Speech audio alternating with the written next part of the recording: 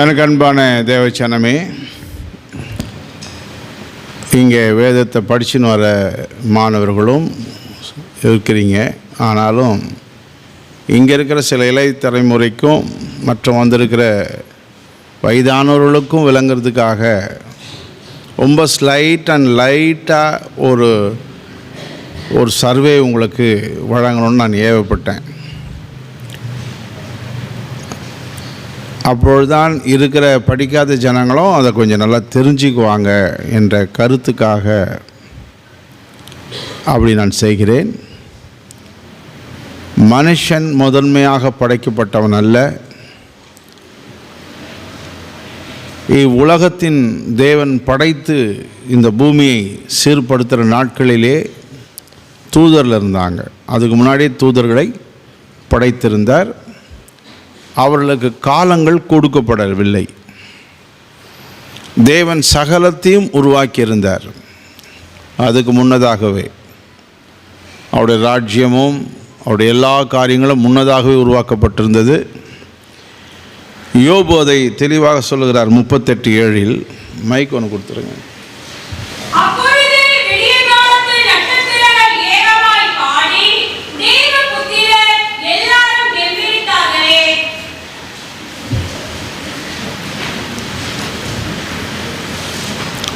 இந்த பூமியை தேவன் அஸ்திபாரப்படுத்தி இதை பிளான் பண்ணி உருவாக்கும் போது யார் துதிக்கிறாங்கன்னா, தேவபுத்திரர் தூதர்கள் துதிக்கிறாங்க. அவர்களை தேவன் எப்படியாக உண்டாக்கினார் என்று சங்கீதம் 104:4 வாசிங்க.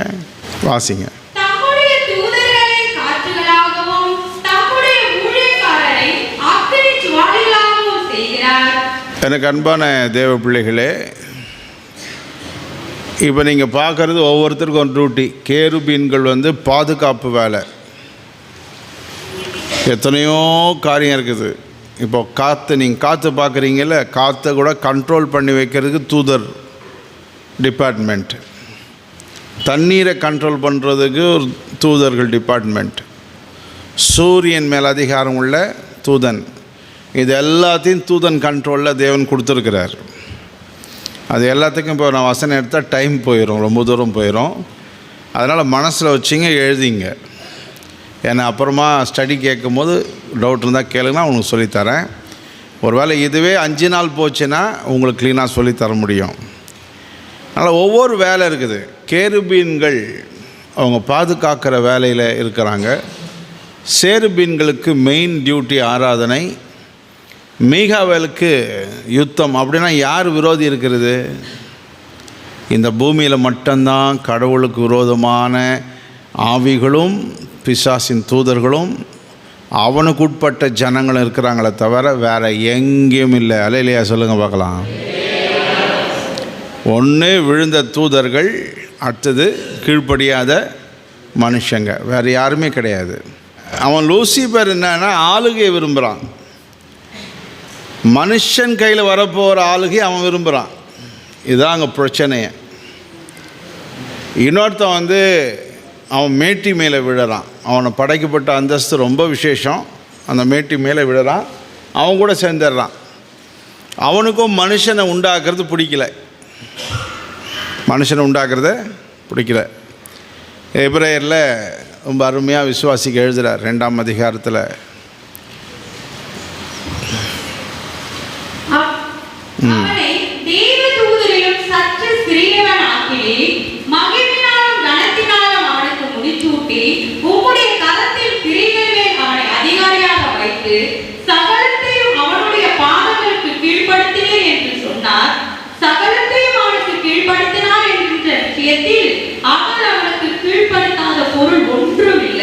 அப்படி இருந்தும் இன்னும் அவனுக்கு சகலமும் கீழ்ப்பட்டிருக்க காணோம். 2:7 இல்லை, 2:7. அதாவது தூதரில் விட சைஸு சின்னவன். இவங்க எல்லாம் நம்ம டெலஸ்கோப் சைஸில் 180 அடி 200 அடி. இவங்கெல்லாம் நம்ம ஹியூமன் டெலஸ்கோப் சைஸில். சின்ன சின்ன சைஸ் இல்லை. ஆனால் நம்முடைய ஆன்மா அதை விட பயங்கர ஹைட்டு. நம்முடைய ஆன்மா, ஆமாம், சரீரத்தில் தான் நம்ம 5.25, 4.5, 5, 5.25, 6 இருக்கிறோம். ஆன்மாவில் வந்து ரொம்ப பெரிய ஸ்ட்ரக்சர் நம்மளது. தூதர்களை விட தேவனுடைய ஸ்ட்ரக்சர் மிகவும் பெருசு. அவர் சொல்றார், வானம் என்னது, சிங்காசனம், பூமி என்னது. அவ்வளோ பெரிய ஸ்ட்ரக்சருக்கு எங்கடா நீ ஆலயத்தை கட்டுவேன்னு கேட்டார். பொய்யெல்லாம் சொல்ல, உண்மைதான். அவ்வளோ பெருசாக நீளக்கூடிய ஒரு யோவான் சொல்கிறார், அவர் இருக்கும் போது வரும்போது அவர் இருக்கிற வண்ணமாகி நாம் மாறுவோம். என்ன எழுதுறாரு? அவர் வரும்போது அவர் இருக்கிற வண்ணமாகி நாமே மாறுவோம். அதனால தான் இந்த சரீரத்தையே கர்த்தர் டிரான்ஸ்ஃபார்மேஷன் பண்ணுறாரு. ஆவியின் புலனுள்ள சரீரமாய் மாற்றுகிறார். நமக்கு வேறு ஒரு சரீரம் அளிக்கப்படுகிறது. ஆகவே நீங்களும் நானும் ரொம்ப ஒரு சின்ன வஸ்து என்று நினைக்க வேண்டாம். ரொம்ப பிரம்மாண்டமான வஸ்து நாம். ஆனால் சின்ன சைஸில் வாழறோம். அவனுக்கு எல்லா அதிகாரத்தையும் ஆண்டவர் கொடுக்குறார் என்பது தான் அங்கே கான்ட்ரோவர்சி, அங்கே பிரச்சனையே. இந்த மாதிரி ஒரு எண்ணங்கள் வரும்பொழுது தான் அவன் என்ன சொல்கிறான், ஏசாயா 14:28 வாசித்தீங்கன்னா, அதிகாரியின் மகனாகிய விடிவெள்ளியே, நீ வானத்திலிருந்து விழுந்தாயே, ஜாதிகளை ஈனப்படுத்தினவனே, வானத்திற்கு ஏறுவேன், தேவனுடைய நட்சத்திரங்களுக்கு மேலாக என் சிங்காசனத்தை உயர்த்துவேன், வடபுறத்தில் உள்ள ஆராதனை கூட்டத்தின் பர்வதத்திலே வீற்றிருப்பேன் என்றும், நான் மேகங்களுக்கு மேலாக உன்னதங்களில் ஏறுவேன், உன்னதமானவருக்கு ஒப்பாவேன் என்றும் நீ உன் இருதயத்தில் சொன்னாயே. 14:14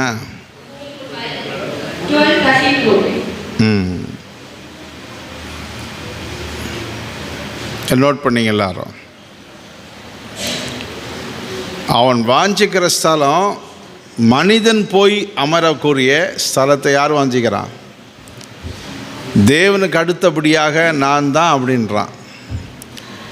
தேவன் வந்து தனக்கு அடுத்தபடியான போஸ்டிங்கை பிதா, குமாரன், பரிசுத்தாவிக்கு அடுத்தபடியாக மனுஷனை வைக்கிறார். யாரை வைக்கிறாரு? மனுஷனை வைக்கிறார். ஆகவே தான் இங்கே வந்திருக்கிறவங்க நல்லா புரிஞ்சுங்க, உங்களுக்கு மேட்டிமையும் வரக்கூடாது. தேவன் ஒன்றை உங்களுக்கு வழங்காத அந்த ஸ்தானத்தை நீங்கள் இச்சிக்கக்கூடாது, வாஞ்சிக்கக்கூடாது. என்ன செய்யக்கூடாது? தேவன் உங்களுக்கு அந்த ஸ்தானத்தை வழங்கணும். இப்போ இந்த சின்ன பசங்களாம் பார்த்திங்கன்னா, ஒரு ஸ்கேல் எடுத்துக்குவாங்க, வீட்டில் ஒரு டேபிள் போட்டுருவாங்க, டீச்சர் மாதிரி ஆக்ட் பண்ணிருப்பாங்க. பொம்பளை பசங்க ரொம்ப இந்த மாதிரி வேலையை பண்ணும். அதுக்கு முந்தானி போடலைன்னா ரிப்பன் எடுத்து சொருக்கிங்க, சொருக்கின்னு ஒரு குச்சி எடுத்துக்குங்க. ஒரு 4-5 பசங்களை அதுக்கு கீழே இருக்கிறது எதனா பிடிச்சிட்டு வந்து உட்கார வச்சுட்டு, ஏய் ஏ சொல்லு, பி சொல்லு, ஆ சொல்லு, ஆ சொல்லு. இதுங்க அப்படியே ஒரு டீச்சர் மாதிரி ஒரு.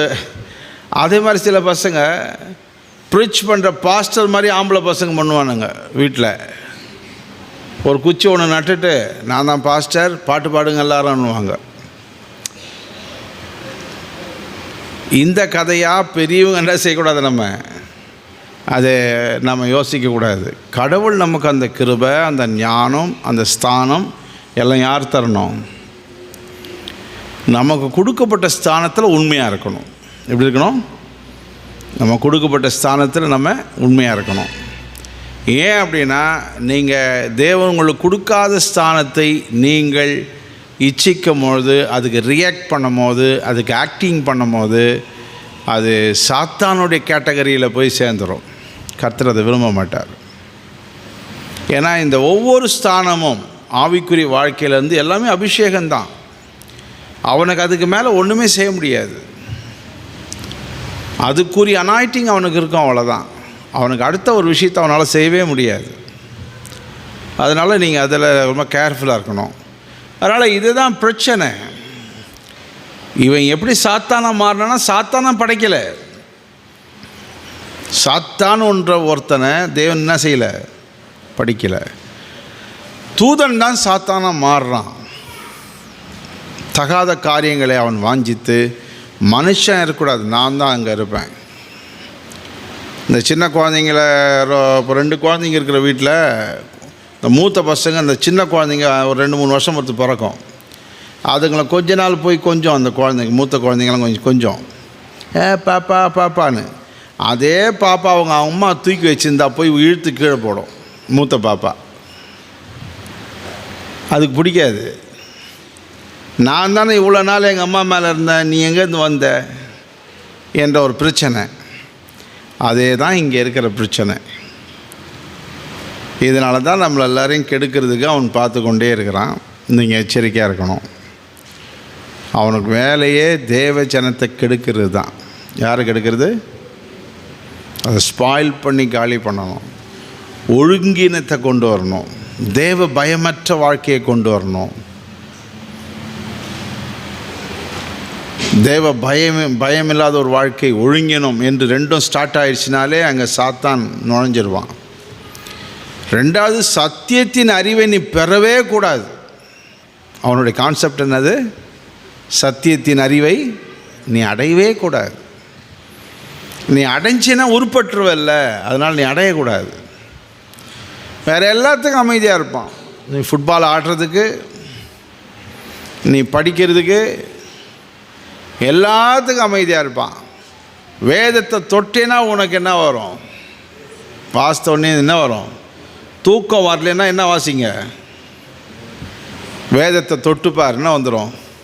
தூக்கம் வந்துடும். அதுக்கு மேலே இன்னும் தூக்கம் வரணுமா? முட்டி போட்டு ஜெபம் பண்ணிப்பார், தானே கீழே விழுந்து தூங்கிடுவேன். யாரும் ஒன்று தூங்க வைக்கணும். பிரச்சிட்டு பாய் தலைக்கானெலாம் போட்டு முட்டி போட்டு ஜெபம் பண்ணேன். கட்சியில் நீ காலைல எழுந்து பார்த்தா ஃப்ளாட்டாக படுத்துருந்துருப்பேன். தூக்கம் வராது இருக்கணுமா? ஏதாவது ஜவ்வு மாதிரி அறுக்கிற ஒரு ஆளுக்கிட்ட பேசு.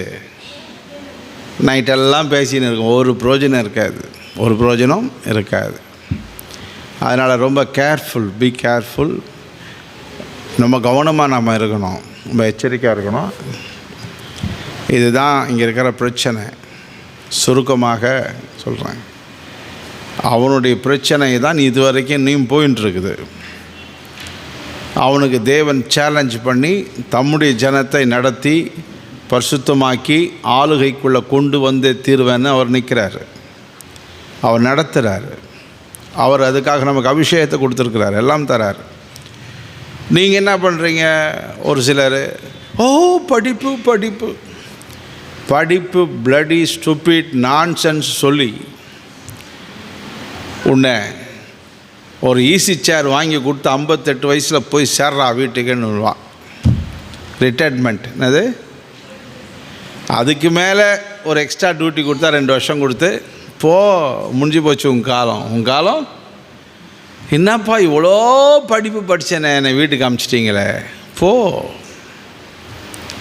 ஒரு டாக்டர், இருதயம் டாக்டர் சொல்கிறாரு, முன்னெல்லாம் நான் தான் பண்ணுவேன், இப்போ எனக்கு 65க்கு மேலே ஆகிப்போச்சு, கை ஷேக்காக இருக்கிறதுனால நான் ஆப்ரேஷன் பண்ணுறதில்ல, என் பார்வையில் நான் நிற்கிறேன், மற்றவங்க செய்கிறாங்க.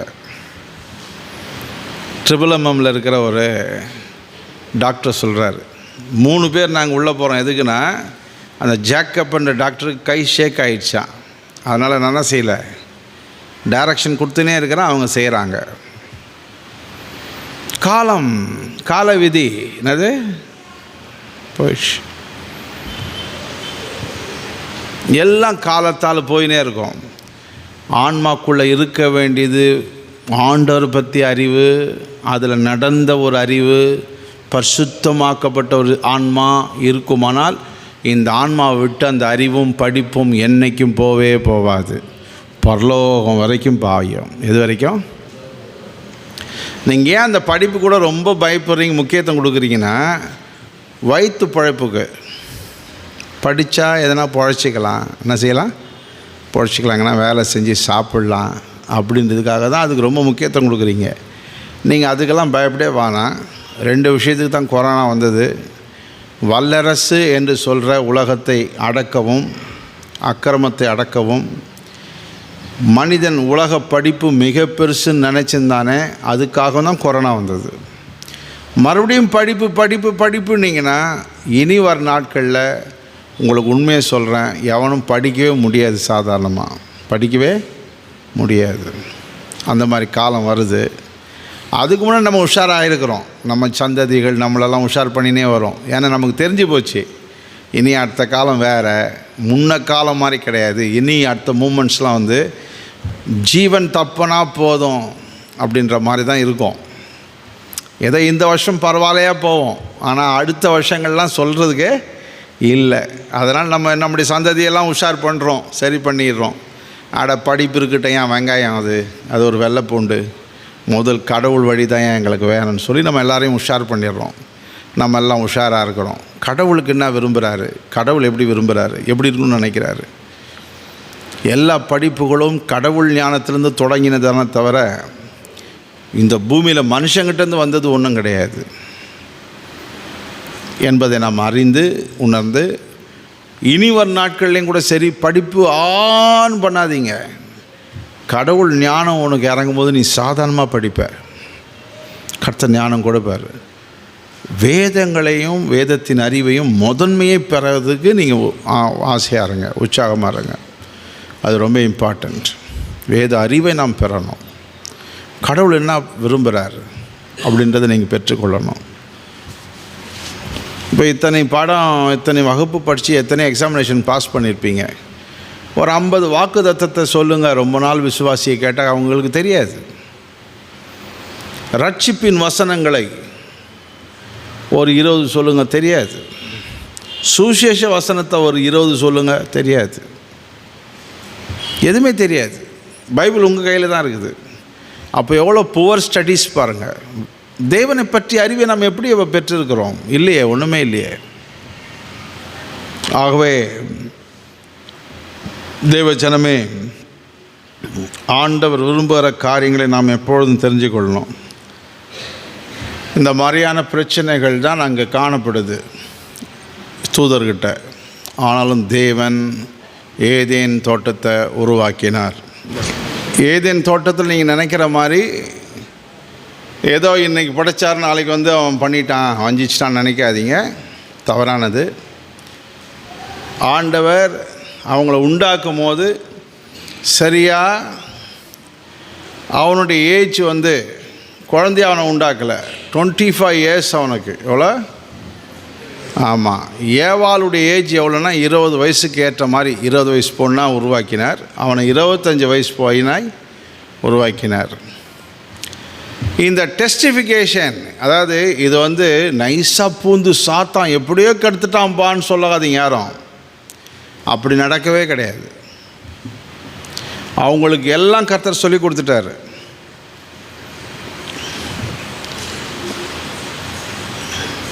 ஆதியாகமம் 2:15 வாசிங்க. தேவனாகிய கர்த்தர் மனுஷனை ஏதேன் தோட்டத்தில் அழைத்துக் கொண்டு வந்து அதை பண்படுத்தவும் காக்கவும் வைத்தார். அது 2:17 வாசிங்க. ஆனால் நன்மை தீமை அறியத்தக்க விருட்சத்தின் கனியை புசிக்க வேண்டாம், அதை நீ புசிக்கும் நாளில் சாகவே சாவாய் என்று கட்டளையிட்டார். அப்புறம் ரோமர் 5:14 வாசிங்க. எல்லாமே அங்கே கொடுத்துட்டாரு. கொடுத்து அந்த டெஸ்டிஃபிகேஷன் நடக்கும் போது இவங்களை படைச்சி இவங்களுக்கு ட்ரைனிங் கொடுத்து மோர் தென் 25 இயர்ஸுக்கு அப்புறம் தான் டெஸ்டிஃபிகேஷனே நடக்குது. 25 வருஷம் கழிச்சு தான் எழுதிங்க. 1-2 இல்லை. அப்போ இனி வந்து இப்போ அப்படி வந்தால் அப்படியே டக்குன்னு உள்ளே பூந்துட்டான்ற மாதிரிலாம் நினைக்காதீங்க.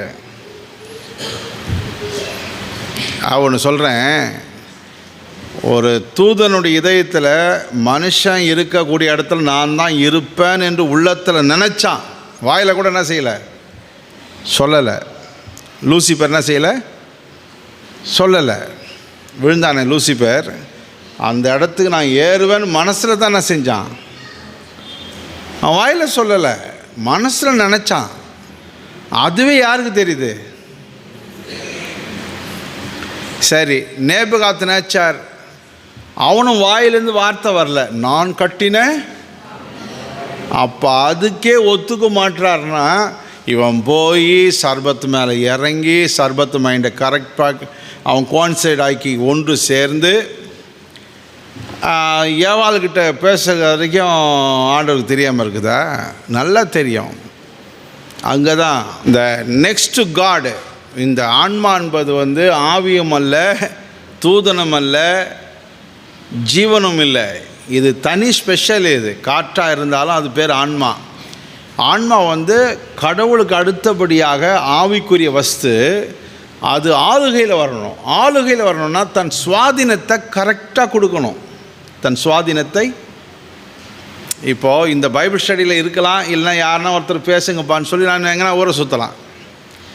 கேட்குறாங்க, என்ன பாஸ்டர் வரல, நான் அந்த பேஞ்சு போனப்பா, அங்கே ஊழியெல்லாம் பார்க்க போயிட்டேன்பா அப்படின்னு நான் தூங்கலாம். ரெண்டுத்துக்கும் எனக்கு அதிகாரம் இருக்குது. தூங்குறதுக்கும் அதிகாரம் இருக்குது, ஊழியம் செய்கிறதுக்கும். ஆனால் ஊழியம் செய்தால் அவர் என் ஆன்மாவை கரெக்டாக பண்படுத்துவார். நான் பொய் சொல்லி வீணாய் தூங்கினால் என் ஆன்மா டிஸ்குவாலிஃபைட் ஆகிடும். என்ன ஆகிடும்? ஆனால் தூங்குறவனை போய் சும்மா எழுப்பிக்கின்னு உசுப்பிக்கின்னு என்னடா அப்படி பண்ணுறா அப்படிலாம் செய்ய மாட்டார். அப்படி செய்யக்கூடிய ஒரு வஸ்து ஆன்மா கிடையாது.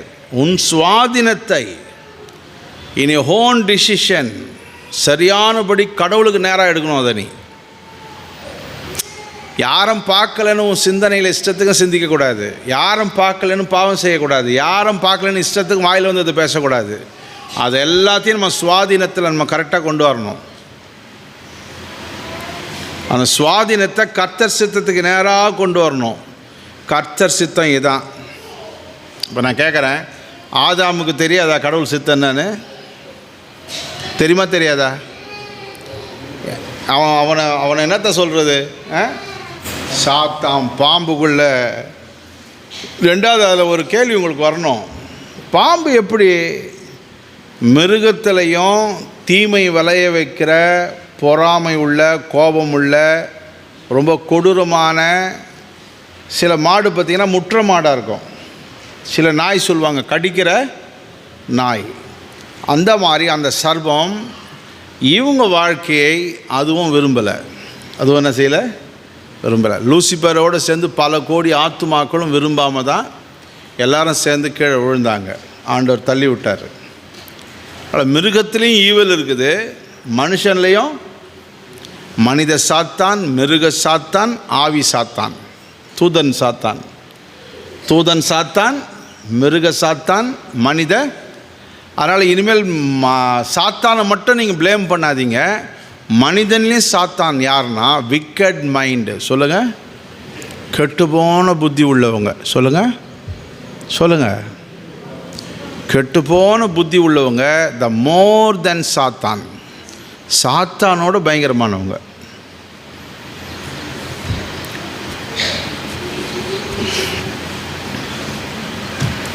சாத்தானே ஒரு 10-15 அடி தூரம் நிற்பான் அவங்கள பார்த்தோம் நீ பயந்து. ஏன்னா எனக்கு சீனியர் யாராக இருக்கிறான்?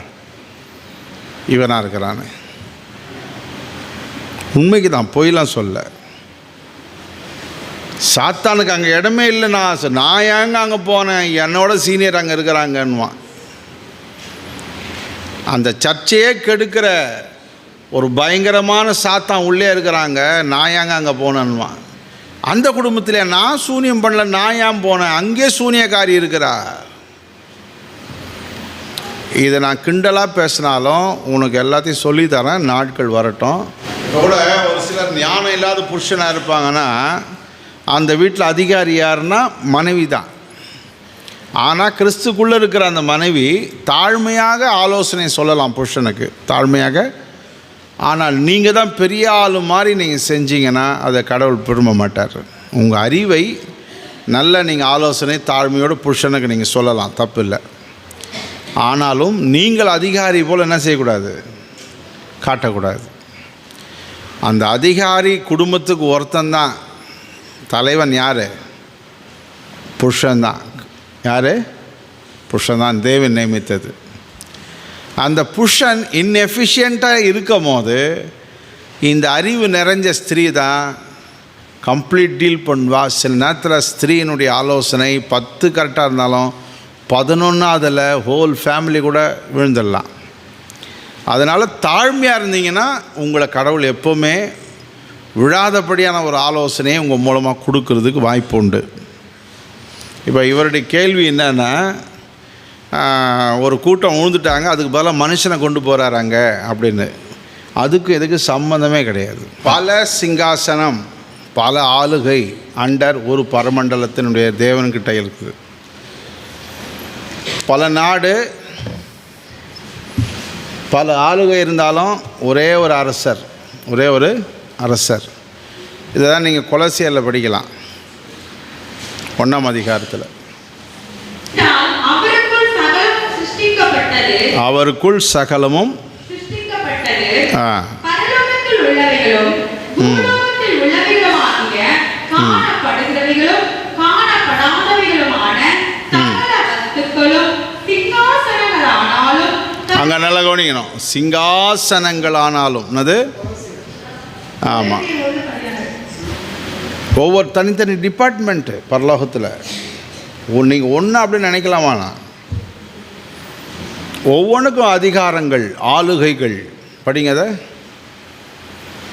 சிங்காசனங்களானாலும் கர்த்தத்துவங்களானாலும் துரைத்தனங்களானாலும் அதிகாரங்களானாலும் சகலமும் அவரைக் கொண்டும் அவருக்கென்றும் சிருஷ்டிக்கப்பட்டது.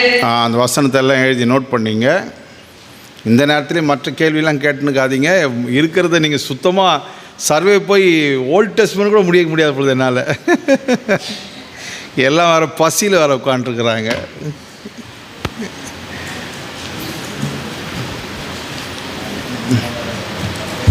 ஓகேவா? The next step.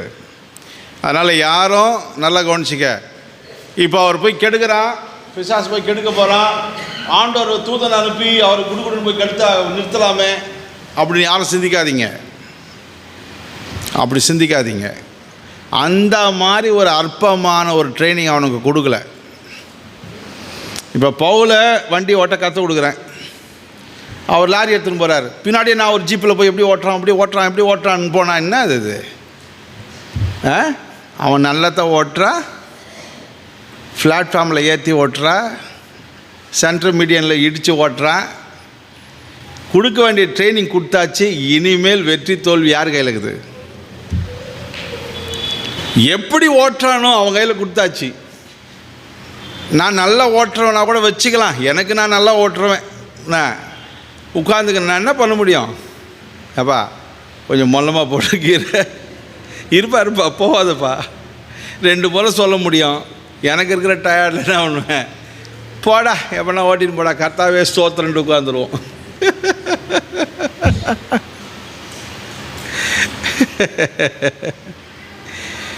அதே தான் இது.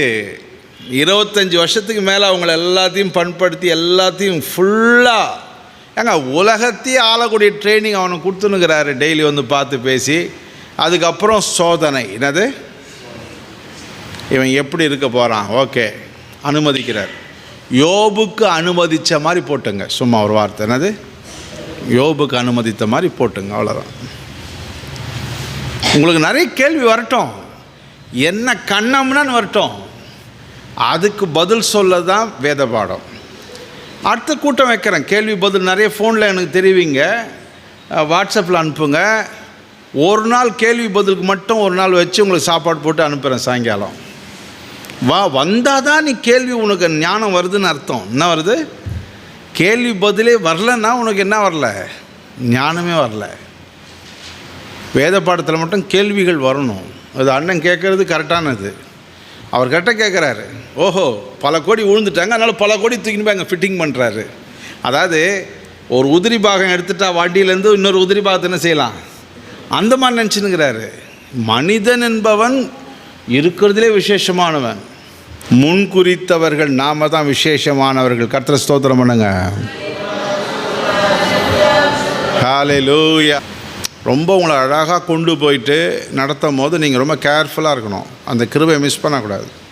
உடனே திமிர் படைக்கக்கூடாது, உடனே அர்ஜென்ட் படக்கூடாது, உடனே இன்னொன்று கர்த்தர் உடனே பெற்றுக்கொள்ளணும்னு சொல்லி தீவிரம் அடையக்கூடாது. கர்த்தர்கிட்ட கேட்கணும், இது வேணுமே ஆண்டவரே, இது எப்போ தருவீங்கன்னு கேட்கணும். உடனே நம்மளை எல்லாத்தையும் ஸ்டெடியாக கொண்டு போகிறானோடனே உடனே திமிர் வரக்கூடாது. கர்த்தாவே, இது வரைக்கும் என்னை கொண்டு வந்திருக்கீங்க, இன்னும் என்னை கொண்டு போங்க ஆண்டவரே.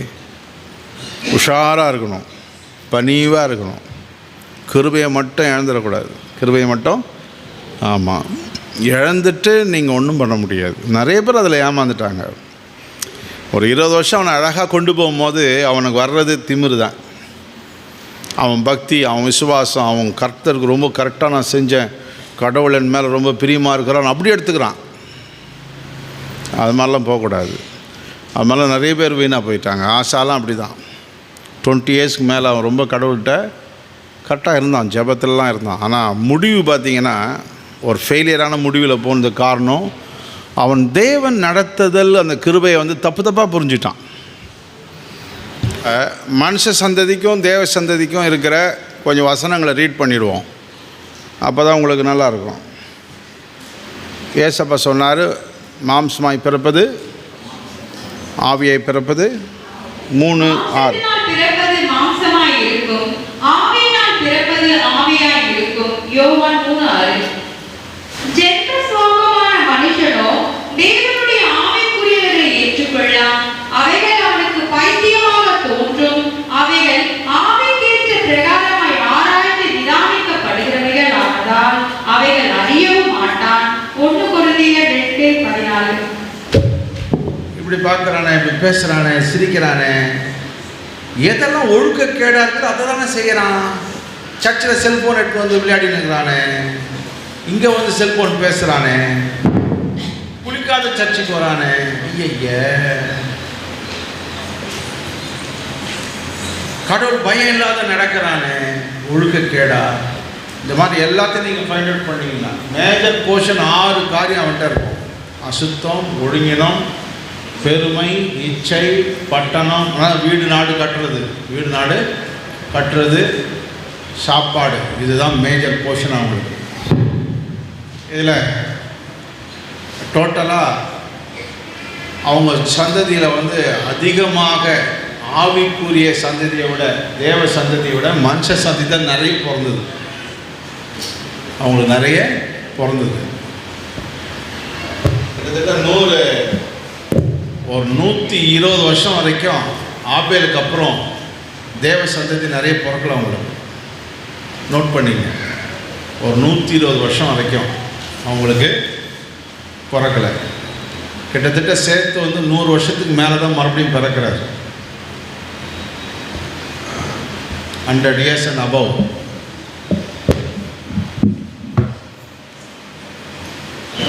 இவன் பாட்டுன்னு ஆக்கி சாப்பிட்றதும், கல்யாணம் கட்டுறதும், வாழறதும் யாருக்கு பிரியமில்லாத? அவர் இந்த பூமி யாருது? நம்மள்தான். இது நம்ம ஜீவனா? யாருது? அப்போ உங்கள் இஷ்டமாக வாழ்ந்தீங்கன்னா கடவுளுக்கு என்ன செய்யலை? நான் இவங்களை காலி பண்ணி அமிச்சிடலாம். தேவசதி ரொம்ப குறைஞ்சிருக்குது. அந்த காலத்தில் பார்த்தீங்கன்னா, கர்த்தர் அழிக்கணும்னு முடிவு பண்ணுற காலத்தில் பார்த்தீங்கன்னா நோவா குடும்பம் மட்டும்தான் கீழ்ப்படியும். சேத்து வம்சத்திலேருந்து வந்த நோவா குடும்பம். எத்தனாம் தலைமுறை நோவா?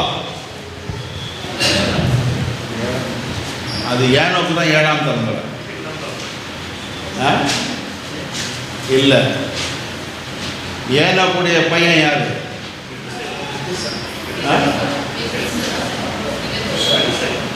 சொல்லுங்க சத்தமா. சரி, 7ஆவது தலைமுறை ஏனோக்கு, மெத்துசலா 8ஆவது. அப்புறம் லாமேக்கு எத்தனாவது தலைமுறை? 9. அப்புறம் லாமேக்குடைய பையன் தான் எத்தனாவது தலைமுறை? சேத். சொல்லுங்க.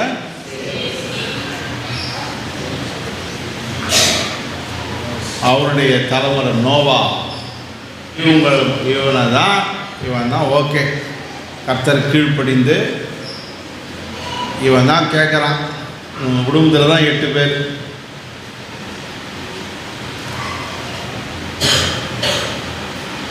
மற்றவங்க எல்லாரையும் காலி பண்ணி ராட்சதம் எல்லாத்தையும் அழிச்சு, நான் சொல்கிற வருஷங்கள்லாம் அப்ராக்சிமேட் சொல்லுங்கள், தோராயமாக கிட்டத்தட்ட சொல்லுங்கள்.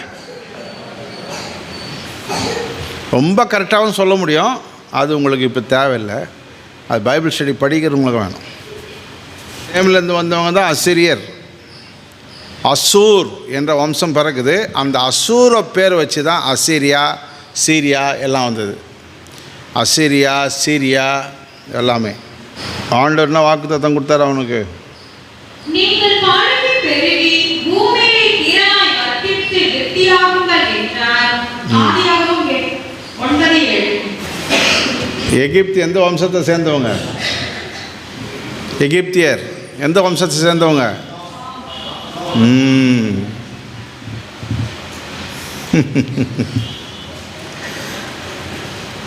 காமுக்கு மொத்தம் 11 பசங்க. எத்தனை பசங்க? ஆமாம். அதில் எமோரியர்னா 7 ஜாதிகள். கானானுக்குள்ளே வாழ்ந்தவங்களுக்கு எவ்வளோ பேர்? 7 பேர். மீதி 5 பேர், மீதி 4 பேர் வந்து எகிப்து அங்கங்கே பரவி இருந்தாங்க. கானானுக்குள்ளே இருந்த அத்தனை ஜாதி 7 ஜாதியும் காம் பசங்க தான். யார்? காம் பசங்க தான்.